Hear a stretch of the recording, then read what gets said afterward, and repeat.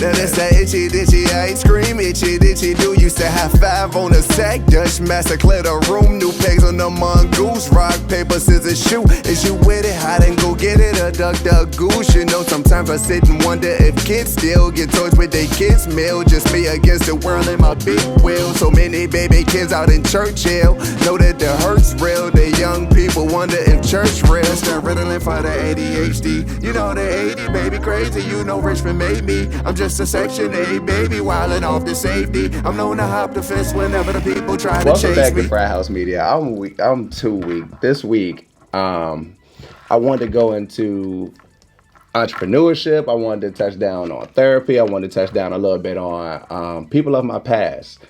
I would also like to bring on to help me express some of these new lights of the future as far as in her lifestyle. A close friend of mine, Miss Frances, hold on. Miss Frances Mines, I'll say that, but is there a particular handle that you go by that you would like people to refer to you more? Angel Hands. Angel Hands. All right. Did I? You want me? I gotta cut it out already? No. Yo, I got Angel Hands up in Frat House Media. How y'all doing? Better? That's it. That's me. That's it. I got you. I can dig it. All right. So, first of all, tell me a little bit about your journey. Tell me about your past. Tell me how did we end up with the name Angel Hands. We can start. Let's start. What inspired you to become an entrepreneur? The pandemic. Okay. It happened during the pandemic. All right. Medical is my field. That's my life. That's my heart.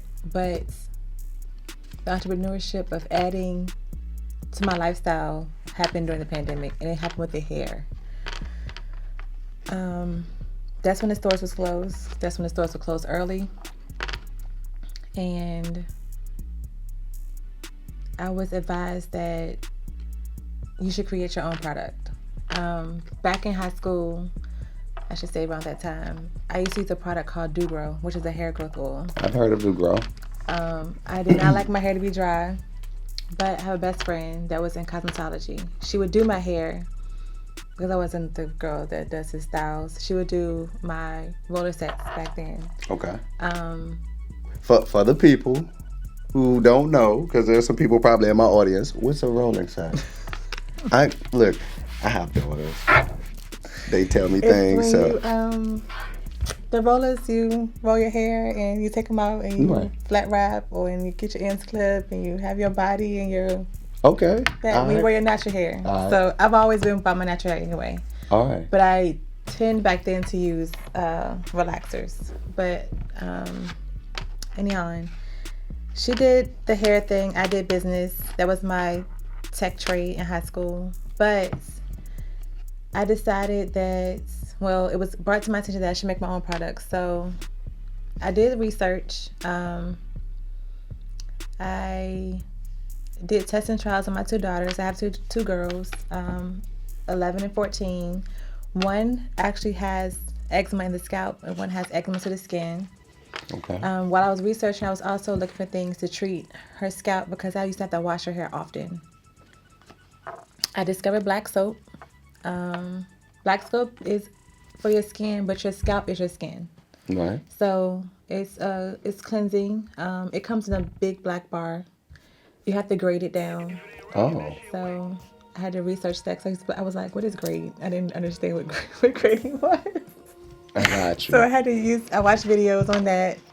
I tested out on her for a while, because they said wash your hair like weekly. Her styles would not last. She would be scratchy. And may I ask a question? What makes grading it down, the soap in itself, different from using the actual bar? Yes. Because I'm making it into a shampoo, so I want it to be liquid. So when I grade it, I use the hot water that I boil, which is actually not the hot water, rose water. Okay. And I boil the rose water and till its boiling point. But as I grade those pieces down, they're so small. So you pour the hot water on it and let it sit for days so it can settle and melt into that. Okay. All right. Okay. Okay. So you in the lab? I feel you. So I did that. I had some friends that supported me in that area as well. I use my mom. Okay. She's a diabetic, and you know their hair gets dry and sometimes has breakage from their medication. So she was my tester as well, and I got results. So one day, I don't know how it happened. At the Hair Palace, it's a local hair store in Richmond, Virginia, on Mechanicsville. I don't know who I was with or how it discovered, but someone mentioned I don't know if someone mentioned my product, so I was there one day with him, and he said, bring them to me. I was like, huh? He said, yeah. He said, I heard someone ask about them. And that's how that happened. That's where that came from. The hair store was closed. I couldn't get products. I had to create my own, and I'm here. Understood. Is there a particular audience that you're looking to reach, or is this suited for the masses? This is suited for people of all ages and textures.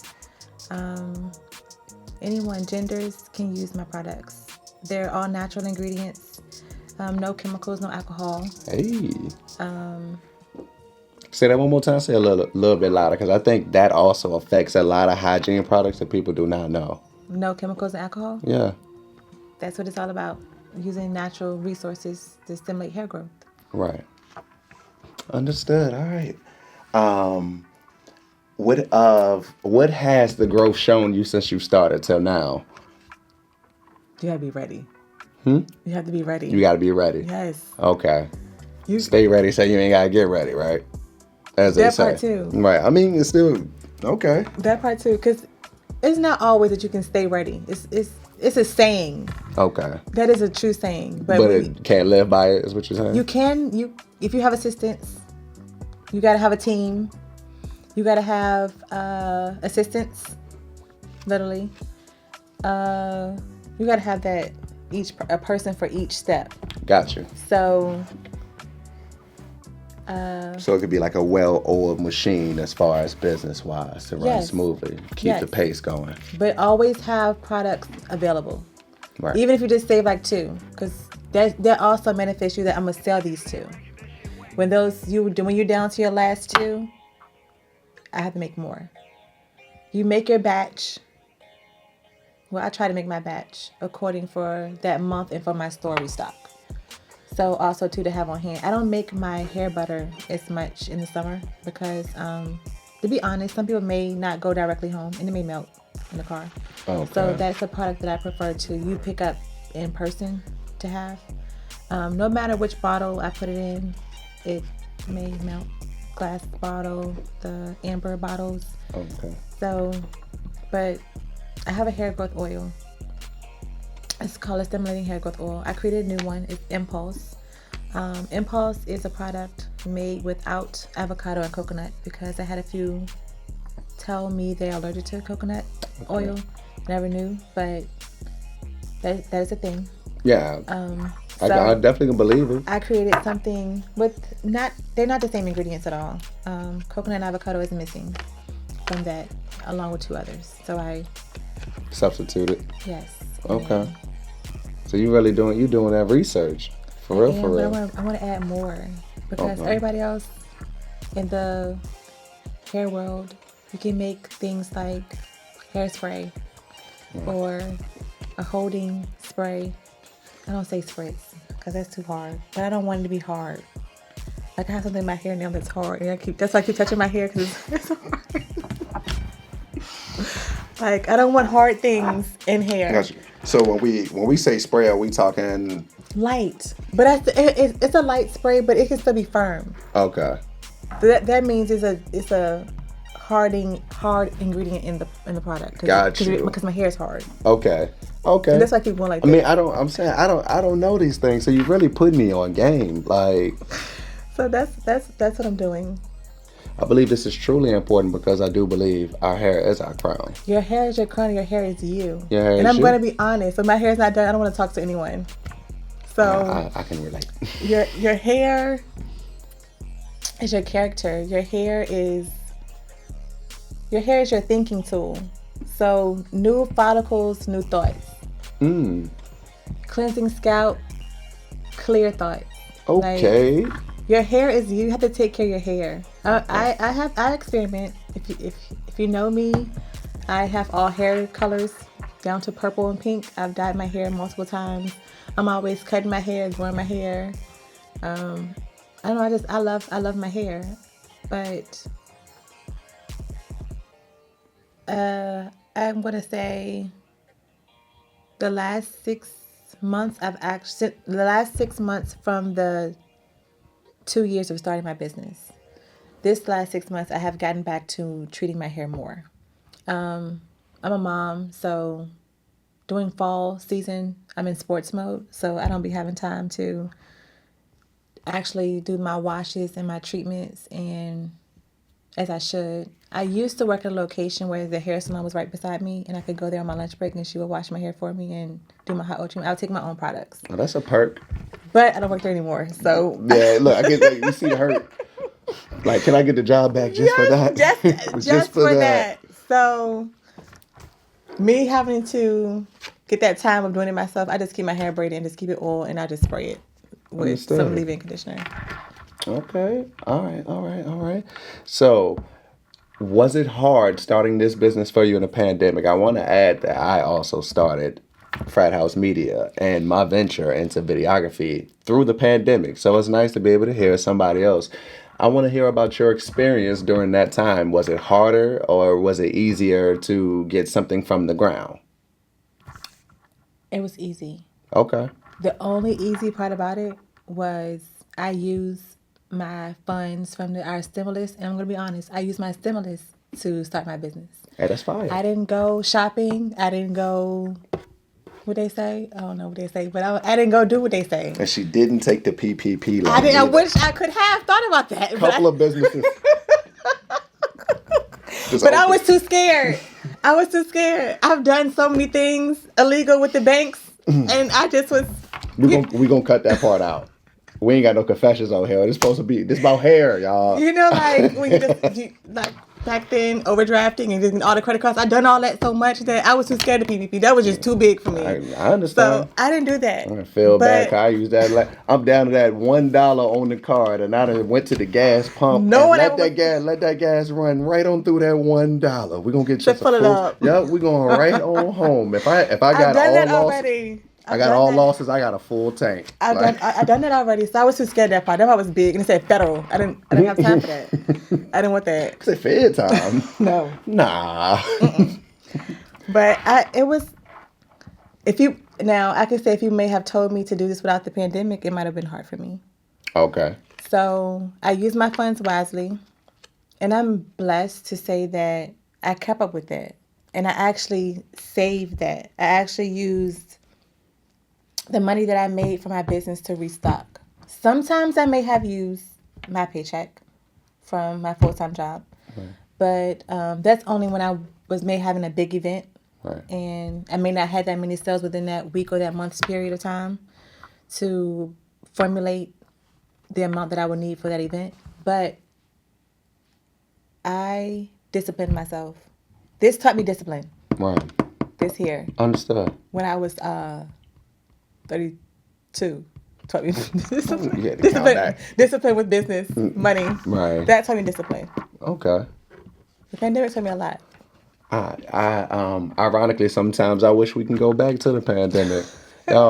Like people are doing too much to prove that they are outside.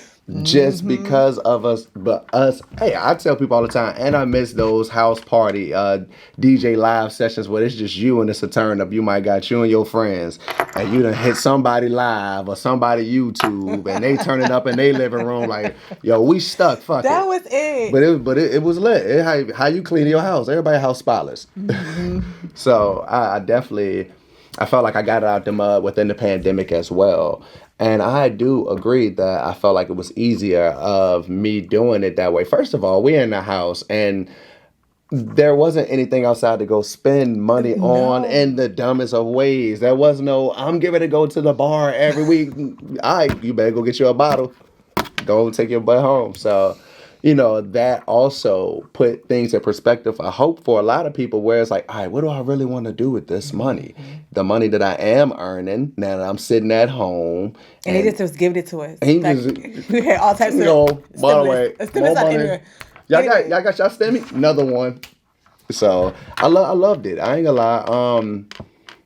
But I will say that it slowed down on how I felt clientele and getting outside.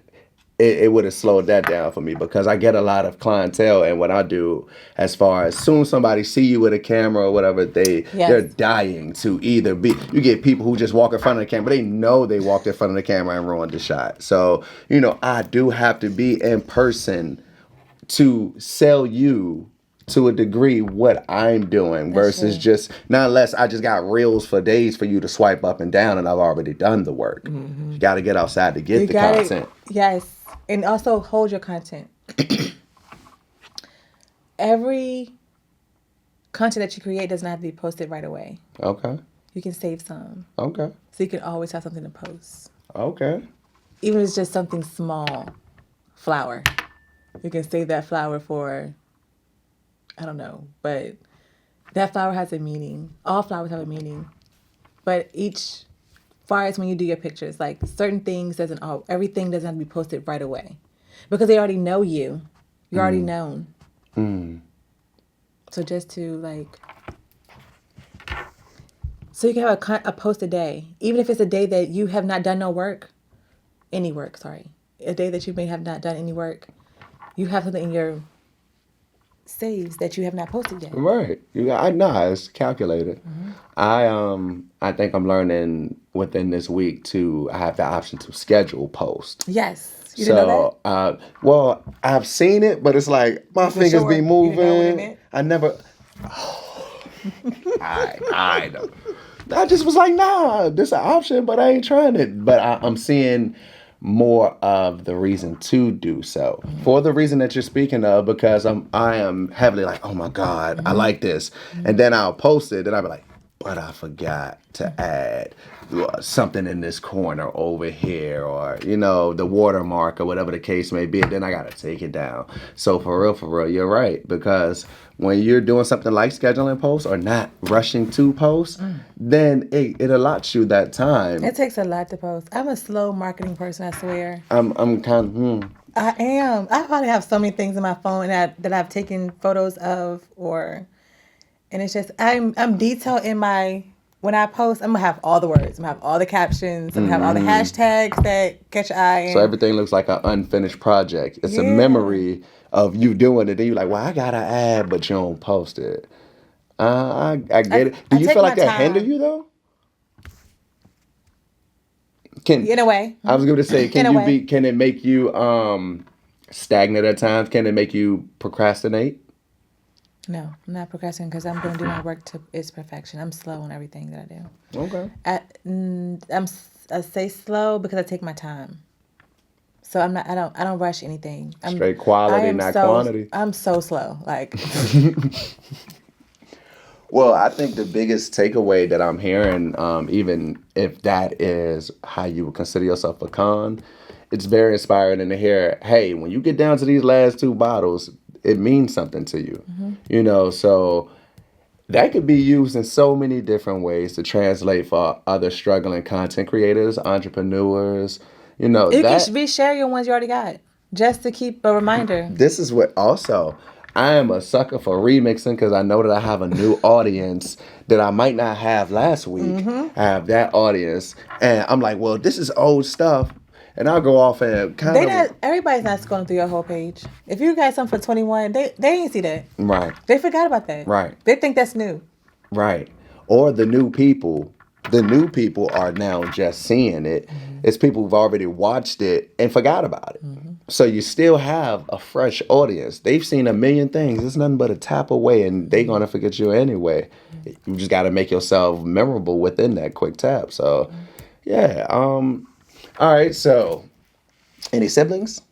I have a brother. Okay. Tell me. He is 5 years younger than me, though. I'm the big sister. All right. He's an uncle to 3, because I have 3. He's truck driver. Okay. He's doing big things for himself Big, right big now. CDL. I'm proud Big, of him. big C, not the little, big CDL. You feel me? I'm proud of him. He's not a father though. I wish I could be an auntie. Oh, wow. That's it. He probably won't me tell his business. And but listen, in the world of men right now, He might want me to tell his bro, business. keep doing your thing. I ain't look. It's nothing against the babies, but you got a CD. Shout out to Greg. That's You my got a brother. CDL bag right now, and not a way to split it in different ways. Yes. Winning. But okay. His name is Greg. Shout out Greg. Uncle Gigi. Uncle Gigi. All right. Shout out Uncle Greg. All right. So, any other family members you feel like have influenced your journey into this entrepreneurship? My parents. My best friend. Rest in peace to her because my name, Heavenly, comes from her. She's Okay. deceased. My children.